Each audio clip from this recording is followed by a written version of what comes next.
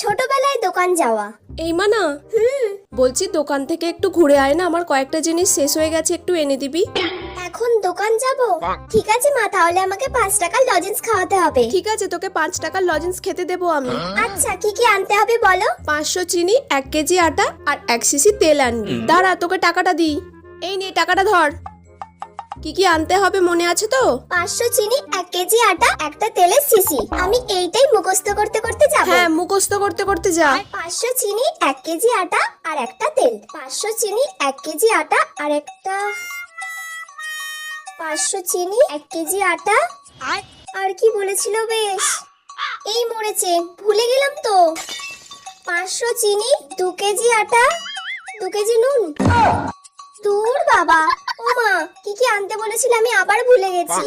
আবার ভুলে গেলি? এই মেয়েটাকে নিয়ে যে কি করবো। 500 চিনি, 1 কেজি আটা আর 1 সিসি তেল।